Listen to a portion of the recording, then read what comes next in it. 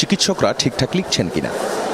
ফার্মেসিও বিক্রি করছে দেদারসে। রোগীরাও মনে করছেন অল্প দিনে সুস্থ তো হওয়া যাচ্ছে। অ্যান্টিবায়োটিক বিক্রিতে ফার্মেসিগুলো তোয়াক্কাও করছে না ডাক্তারের প্রেসক্রিপশন। দীর্ঘদিন ধরে এই ব্যবসা করি, সেহেতু কিছুটা জানি। ওই ক্ষেত্রে আমার নিজস্ব লোকজন হলে বলি যে ভাই এটা খা, আর ডাক্তারের সাজেশন এবং টোটাল ডোজটা কমপ্লিট করবি।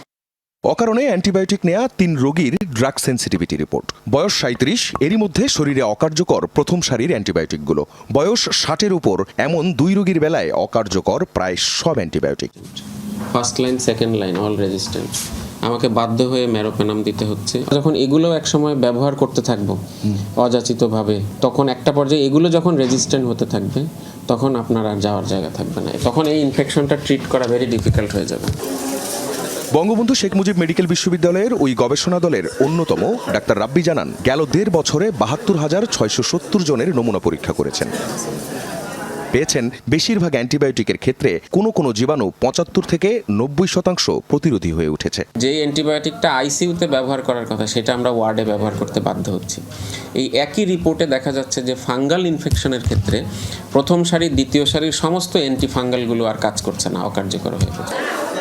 অ্যান্টিবায়োটিকের এমন যথেচ্ছ ব্যবহারে শুধু বাংলাদেশেই 1 বছরে প্রাণ গেছে 26,000-এরও বেশি মানুষের। রোগীর হয়তো ডায়াবেটিস আছে, আনকন্ট্রোল অনিয়ন্ত্রিত ডায়াবেটিস, তার হঠাৎ একটা ইউরিন ইনফেকশন হচ্ছে বা নিউমোনিয়া হয়ে সে মারা যাচ্ছে। একটা সার্জারি হয়েছে, সার্জারি হওয়ার পরে সার্জারির স্থলের ইনফেকশন হয়ে রোগীটা মারা যাচ্ছে। প্রথম থেকে কাউন্সেলিং করছি যে আমি অ্যান্টিবায়োটিক দিবই না। কি হয় যদি অকারণে কেউ অ্যান্টিবায়োটিক গ্রহণ করে বারবার?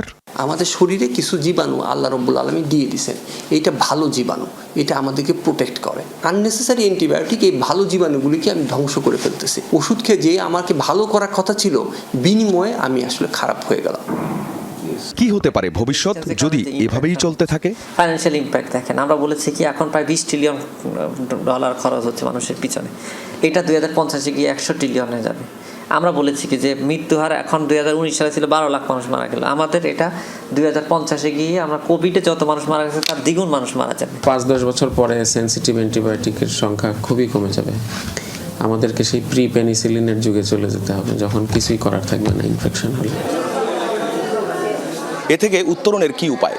যেসব চিকিৎসকরা হরহামেশাই বিনা কারণে অ্যান্টিবায়োটিক লিখছেন না, তারা বলছেন চিকিৎসকদের যে ব্যবস্থাপত্র সেটির অডিট হওয়া দরকার।